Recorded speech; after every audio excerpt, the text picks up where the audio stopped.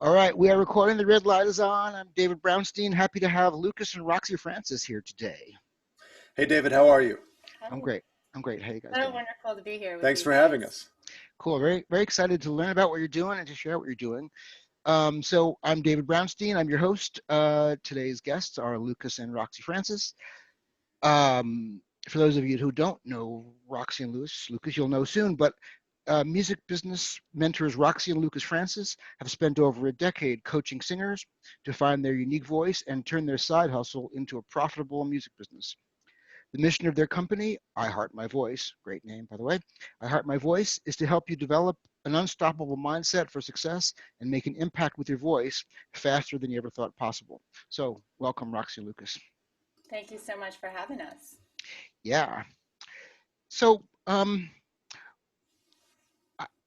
I know we talked about this the other day, but tell me again, like, what really got you both started on your music world? When did music really start to speak to you and through you?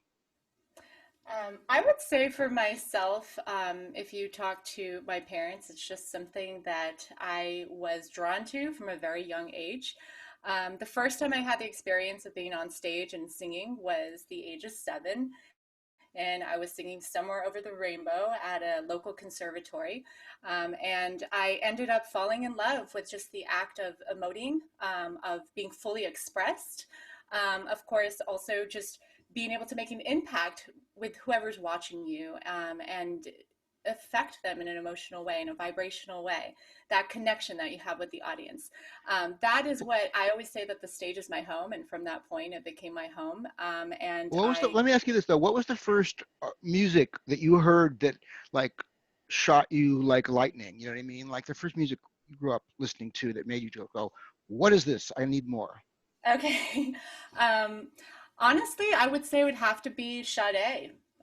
When I got introduced to that through a parent of a best friend in junior high, my heart cracked open, and I thought, what in the world is this? It's so different than the theater I was singing and the opera stuff that I was studying at the conservatory. You know, I had swag, but there was a perfection and a beauty, and there was depth in it, and just the tone of her voice, the uniqueness of her voice, and her message to be so vulnerable.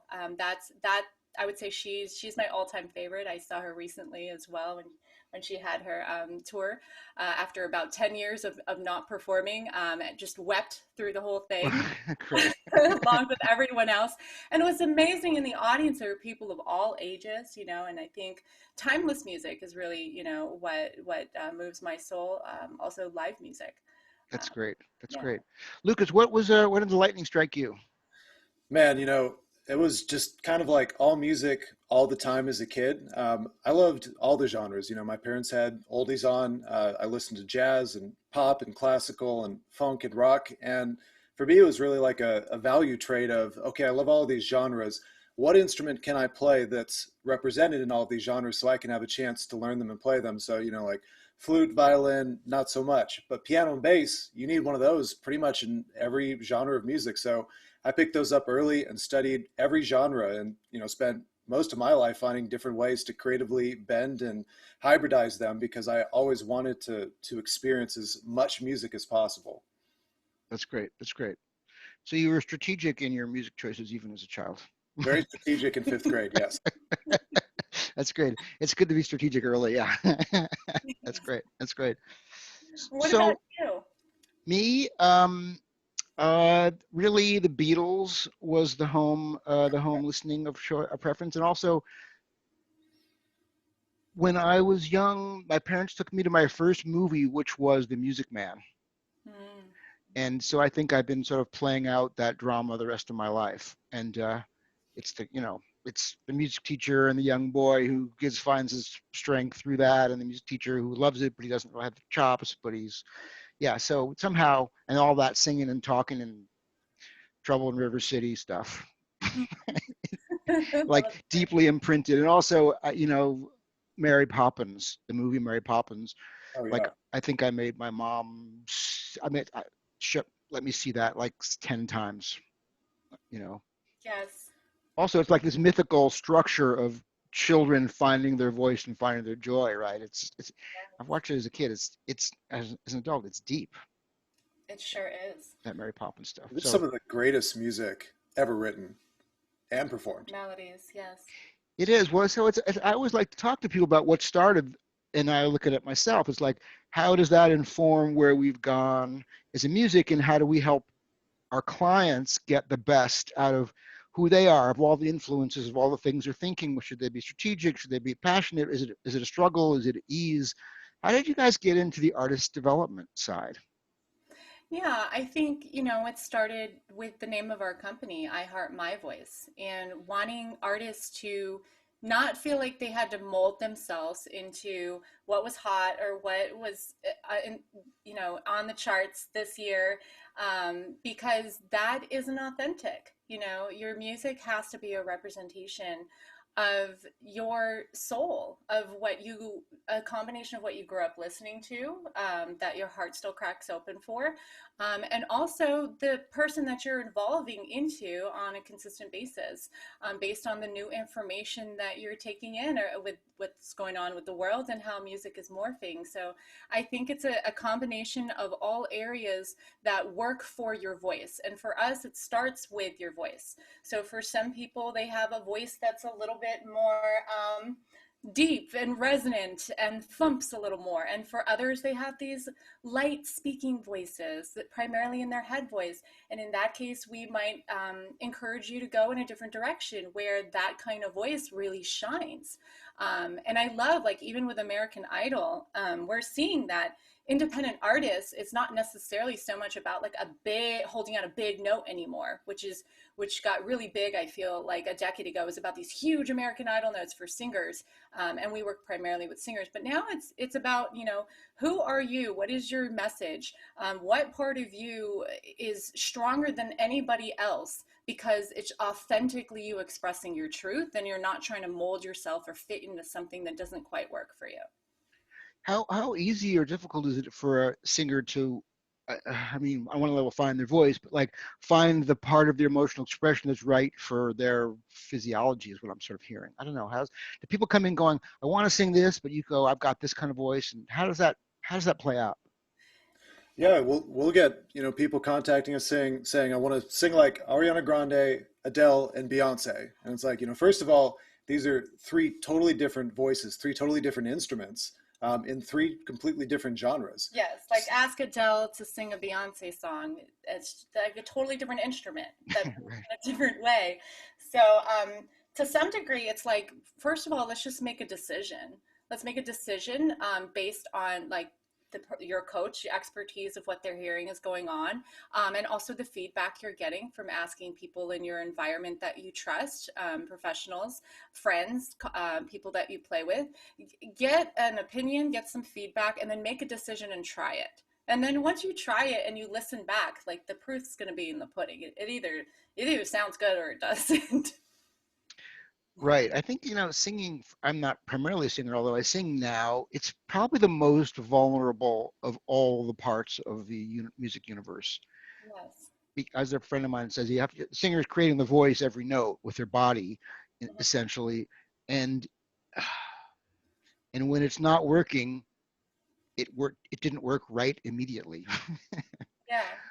um, I don't know, so I have just a huge respect for singers and what they go through, and finding your voice it's partly learning as you're saying, developing the actual physiology of the voice, and then there's the what's the right range and what's the right material. How do you work with artists and singers to find the right material and to really find what their what their what their unique voice is going to be? Yeah, so like in the way that we'll get these initial consultations with people saying I want to sing like Ariana, Beyonce, and Adele. From there, when they start working with us, we'll actually have them fill out one of our workbooks, which is called Your Artist Influences, where it's like, I know you have this idea, but let's list your 10 most beloved songs, and who are these artists, and having them go through what is it that you love about the melody and the lyrics and the music with these 10 artists. And then it's like, what's the through line between all of these different songs, these influences, the melodies, the lyrics, the music, and how can we funnel that through you in an authentic, unique way that's drawing from your influences? Because, no one's reinventing the wheel, but we all come from certain musical traditions. Usually, two or three main genres, could be more, could be less, that we've grown up with, taking those influences, funneling it through you and creating something unique and new that still comes rooted from these, traditions and these umbrella genres, no matter how Hmm. you hybridize them and fuse them into your own unique microgenre. So that's really where we start. Yeah. Micro genre. I like that.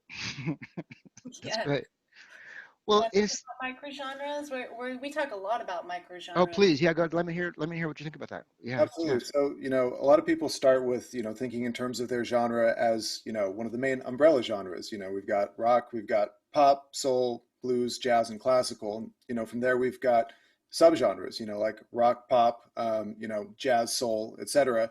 But you can further niche down from there. And especially now, we're almost in like a post-genre era. Like if you go on Spotify, you can find, especially, in the independent world, there's incredible things happening. People are fusing and hybridizing, every imaginable combination of genres and creating really incredible things. So, again, like getting really clear on what are the things you love. Like, is it, a specific synth pattern and sound from one record combined with like, maybe an acoustic guitar riff from something else, or the way someone structures their melodies from a totally different genre, finding those things you're like, I got to have that. That's really a part of me, and finding ways to bring them together in a way that, no one has done before, but still, represents these larger genres. That's where we found artists can have incredible success, because there are existing small ponds of extremely engaged fans where there's, only a certain number of artists creating in these subgenres where you can find long-term success.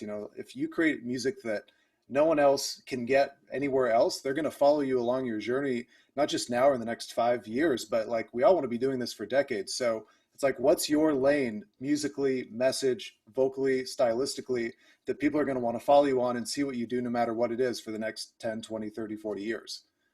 Do you Yes. think people identify the small pond, or do they sort of stumble on it? It's like I don't know how to. I just love that. I love that image of the small pond, right? Of your Yeah. microgenre. Do you go? I want to go. I want to add this, or does it come out organically in the? I mean, I so part. I I guess would well, partly where I'm kind of where you're taking me with that is like there is this relationship between singers and the songwriters and then the producer or the band or whoever the instrument. So there's this relationship where all three of those come and go and give a take. Maybe speak a little bit about how you work with singers, in particular on that process. Sure. I wanted to just say about the microgenre and the Oh, pond. great. We always say that you want to be a big fish in a small pond. So we want you to find a pond. To answer your question, some people stumble upon it naturally by way of just like looking at similar artists and genres and niching down to the less known artists, and they discover like, wow, there's this genre that actually exists. um, And a and thriving subculture and there's a around it. thriving subculture, and there actually are fans, and like they're not known, they're not, they don't have millions of fans, but they're making a living. And so your ability to compete in a small pond, you now can become that big fish. But if you're out with the sharks, it's really hard to be noticed. So, you're out with the major label artists, and that's why we say micro niche, micro niche. And I think that is branding at its core, and that functions across all industries. How well can you brand and niche down so that you stand out, so that the uniqueness of what makes you you and your sound actually has a lane where you can thrive independently. That's Um, great. That's great. I'm just taking that in. I love that. I love that. I mean, it's funny. I know in when I've produced artists, sometimes we've gone with artist says, I want to sound exactly like this.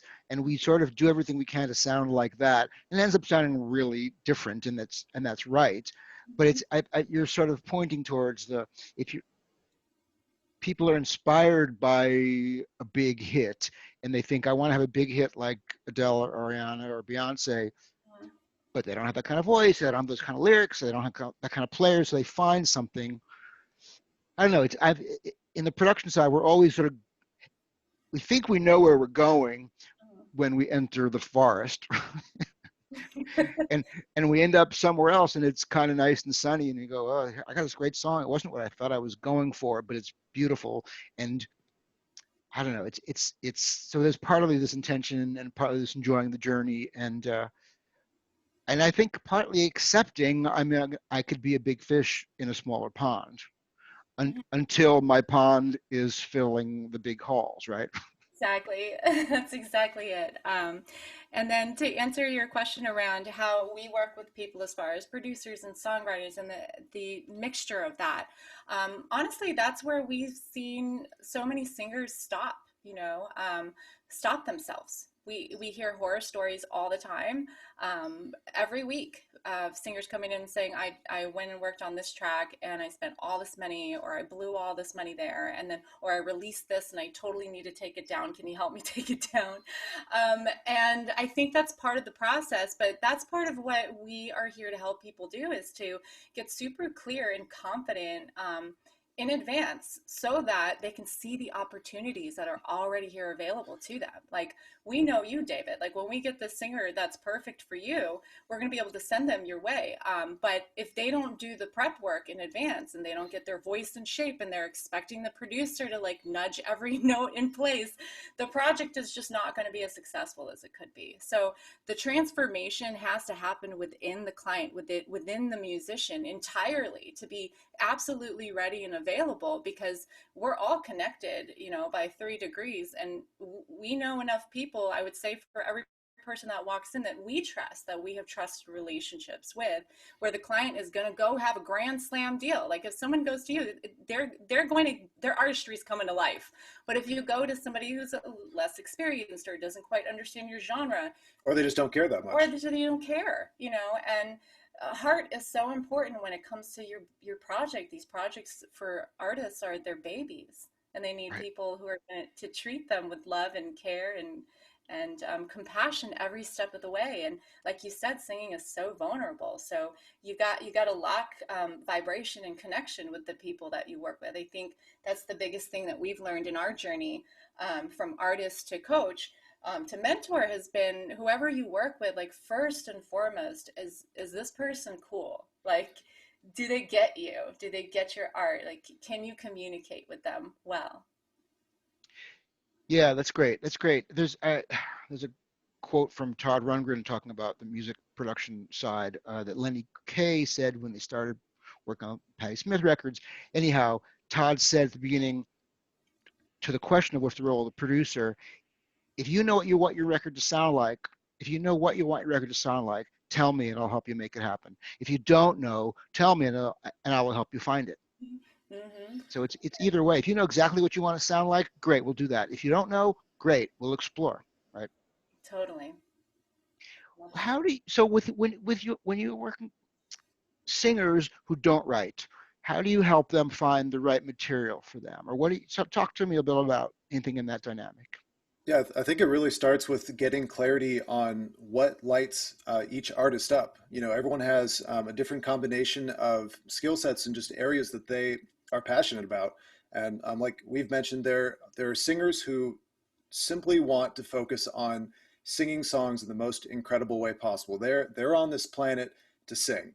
And then we have, And then we right? tried to incorporate some songwriting, have them work with our songwriting coach, and it doesn't go Yeah, well. it's not meant for But they them. have the most incredible voice you've ever heard, and so okay, we're like, that's your lane.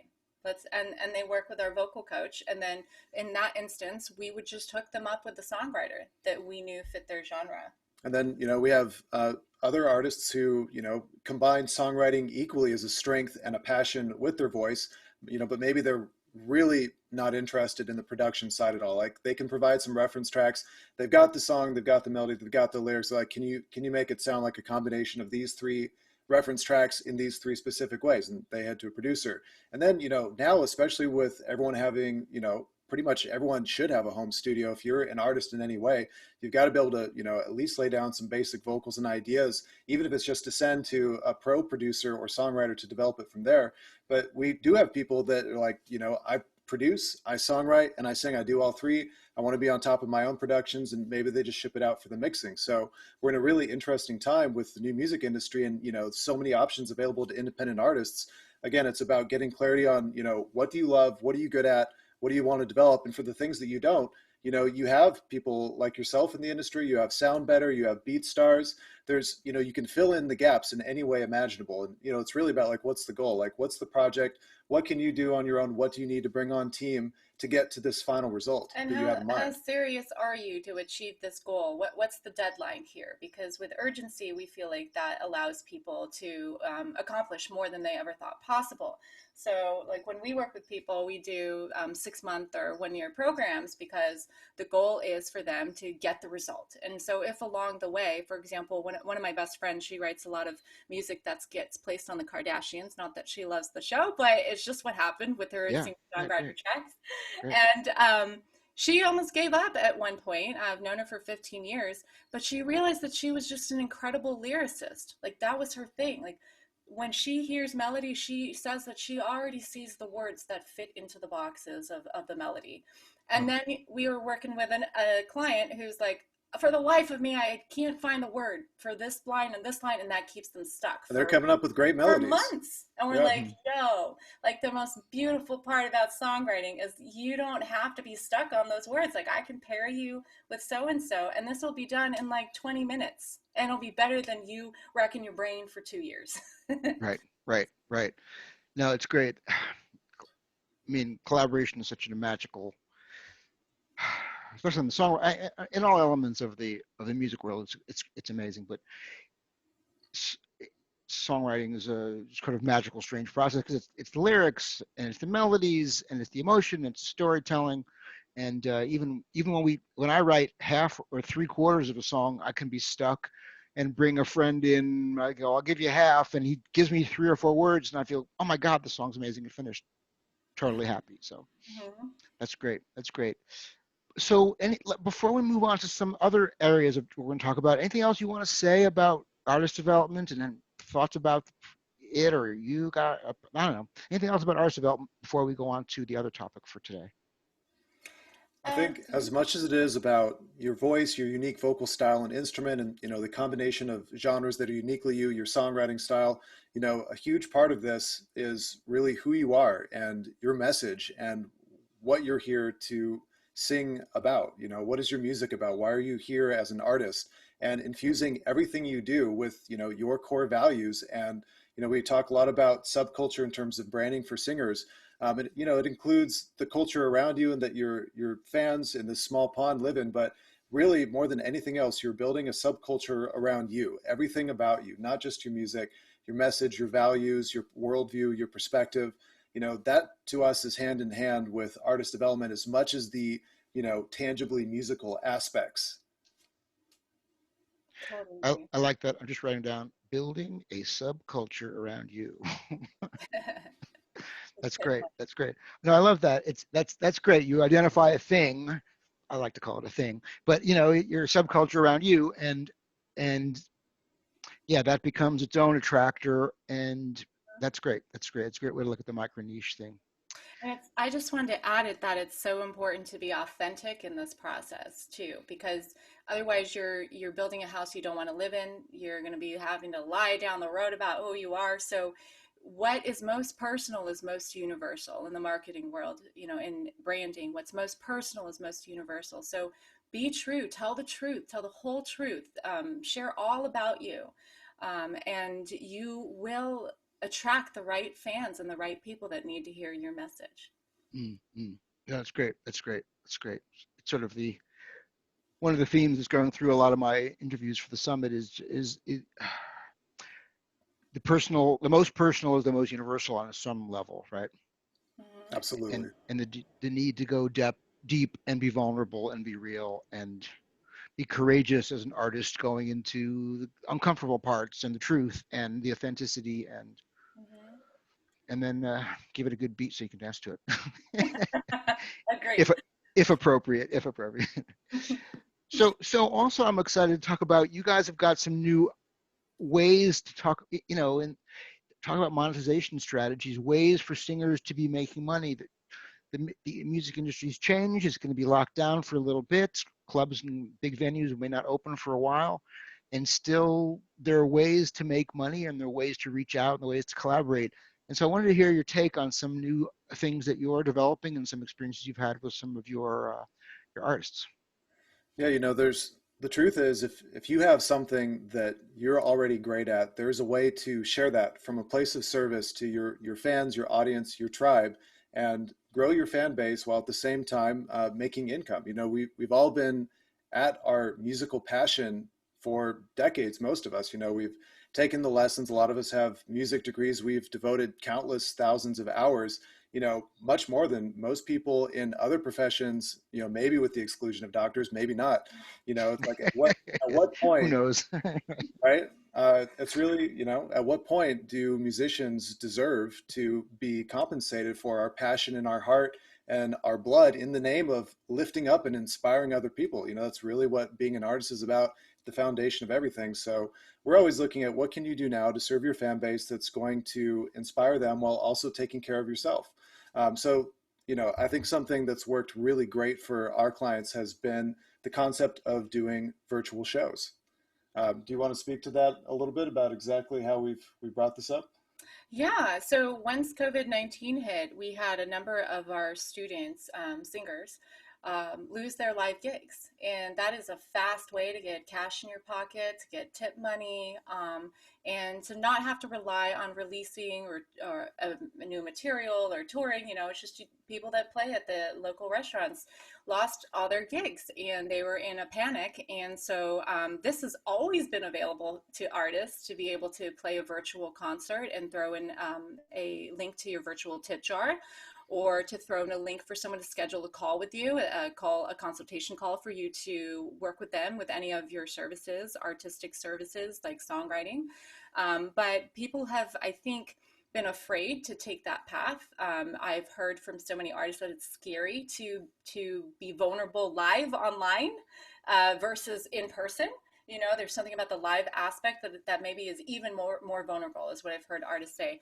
But we've encouraged a couple of our students just in 30 days to be able to plan and promote their virtual concerts and make upwards of $500 just on their first try.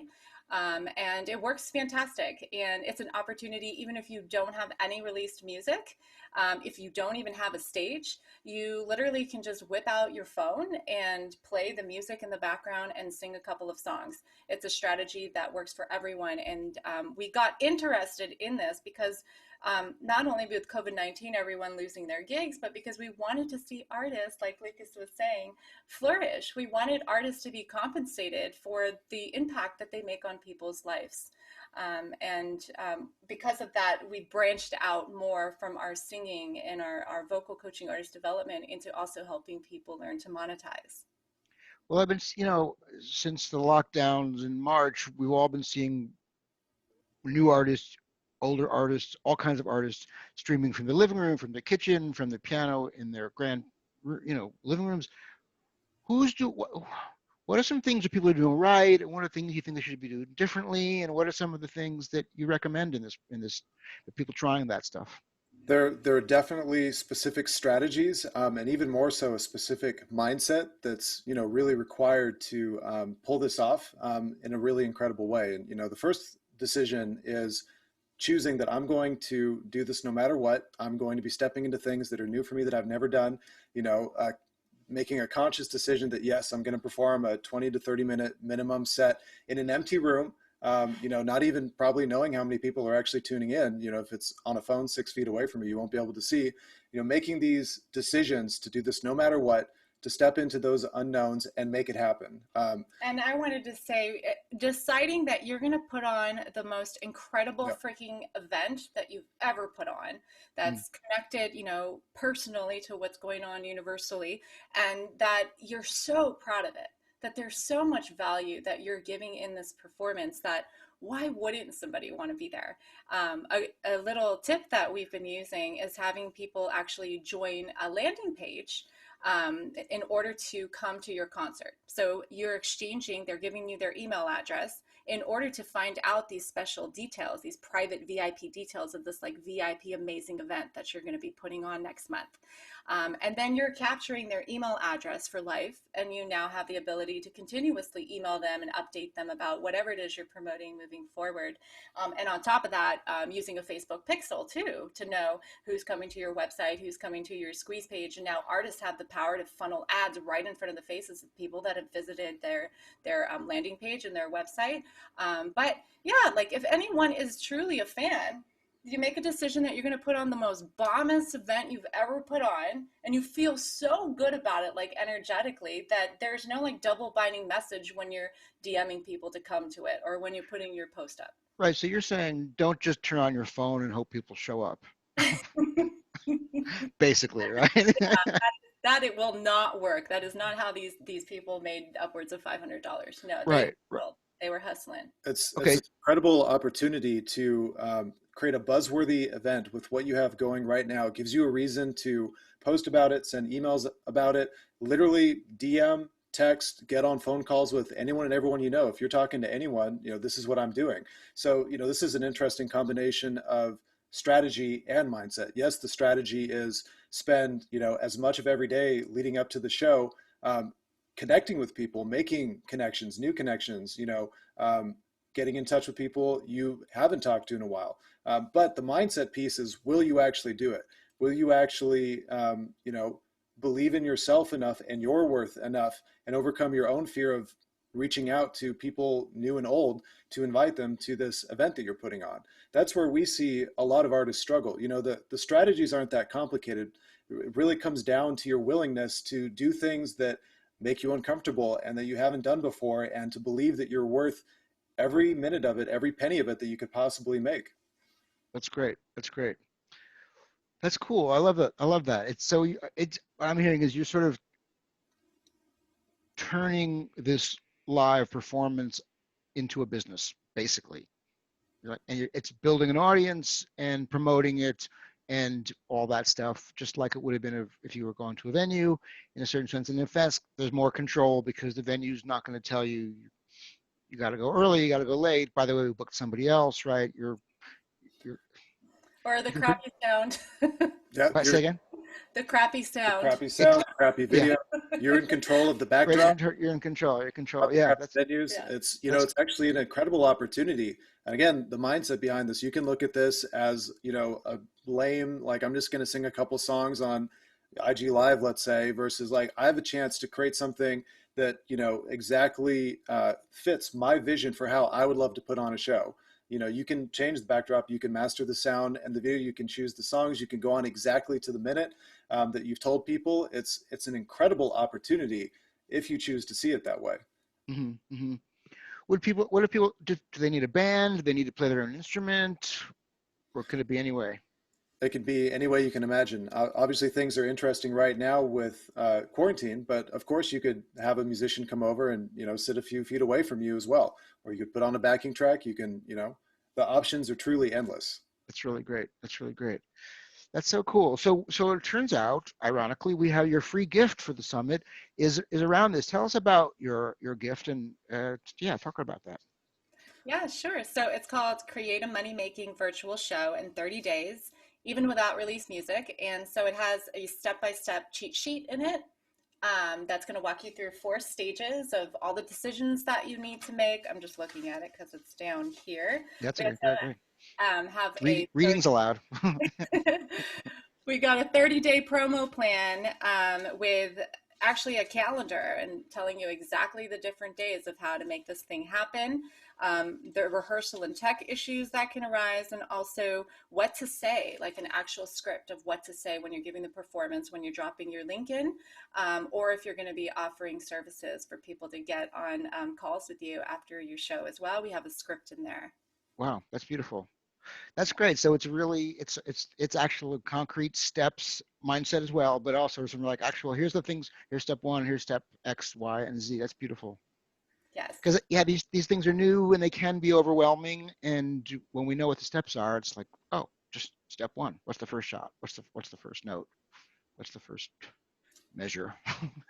Yeah, one step at it, one little check mark at a time. I think it can be overwhelming when you look at the entire scope of what it is that you're trying to accomplish. But our goal is just for artists to have some funnels, some pathways for, and to funnel money into their life that is set up, 24/7 for them.